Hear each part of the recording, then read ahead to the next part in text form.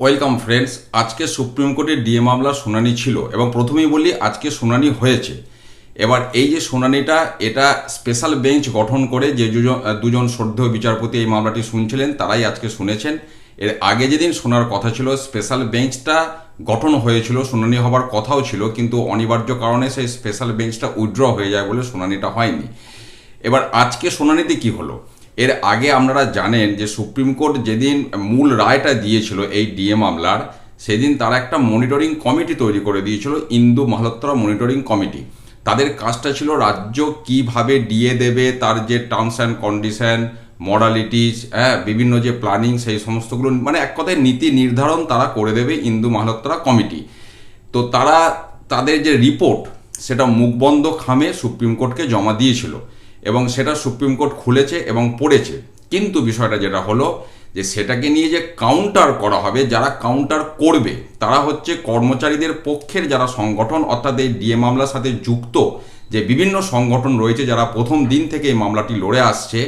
তো তাদের কাছে কিন্তু মনিটরিং কমিটি তাদের রিপোর্টটা ফরওয়ার্ড করেনি, অর্থাৎ তারা এই মামলার হচ্ছে রেসপন্ডেন্ট। তো আজকে সুপ্রিম কোর্ট নির্দেশ দিয়েছে মনিটরিং কমিটিকে আগামী দুদিনের মধ্যে তাদের যে রিপোর্ট, সেই রিপোর্টটা রেসপন্ডেন্টদেরকে ফরওয়ার্ড করতে। তাহলে এবার রেসপন্ডেন্টরা সেটা হাতে পেলে তখন বিষয়টা বোঝা যাবে যে অ্যাকচুয়ালি কমিটি কি লিখেছিল এবং রাজ্য কি করলো, অর্থাৎ কতটা ফারাক আছে বা নেই। সেটা রেসপন্ডেন্ট যারা রয়েছে বিভিন্ন সংগঠন, তারা সেটাকে কাটাছেড়া করলে বিষয়টা সামনে আসবে যে অ্যাকচুয়ালি কমিটি কি সুপারিশ করেছিল। এরপর সেইটার সাপেক্ষে যদি রেসপন্ডেন্টরা মনে করে যে হ্যাঁ সেটা ঠিক আছে, অ্যাজ পার এআইসিপিআই প্রথম দিন থেকে যে ডিএ বকেয়া ডিএ দেওয়ার কথা সেই মোতাবেক কমিটি প্রেসক্রাইব করেছে বা তাহলে ঠিক আছে। আর যদি দেখা যায় যে সেখান থেকে কিছু ডেভিয়েশন হয়েছে, তাহলে সেটা রেসপন্ডেন্ট যারা আছে তারা তাদের বক্তব্য রাখবেন। এবার সেই বক্তব্য লিখিত আকারেও তারা জমা দিতে পারে বা এর পরবর্তী যে শুনানি আগামী 18ই আগস্ট এই মামলার পরবর্তী শুনানির দিন ধার্য হয়েছে, তাহলে সেই শুনানির দিন সরাসরি রেসপন্ডেন্ট অর্থাৎ বিভিন্ন যে সংগঠন এই মামলার সাথে যুক্ত তাদের যারা আইনজীবী রয়েছেন তারা বিষয়টি তুলে ধরবেন। যে জায়গাটা এখনো পর্যন্ত রাজ্য আমাদের যে দৃষ্টিভঙ্গি সেই দৃষ্টিভঙ্গিতে পালন করেনি, যেমন এক কথায় গ্র্যান্টিডেডদের জন্য এখনো পর্যন্ত তারা একটা পয়সাও পাননি, যারা চাকুরিজীবী প্লাস যারা পেনশনার, ফ্যামিলি পেনশনার, এছাড়াও আরও বিভিন্ন সেকশনে কিছু কিছু ক্ষেত্রে এখনও বাকি রয়েছে।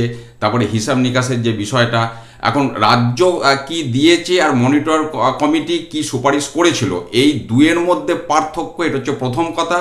আর দ্বিতীয় কথা, কমিটি যে সুপারিশ করেছে সেখানেও কিছু খামতি থাকতে পারে রেসপন্ডেন্টদের দৃষ্টিভঙ্গিতে।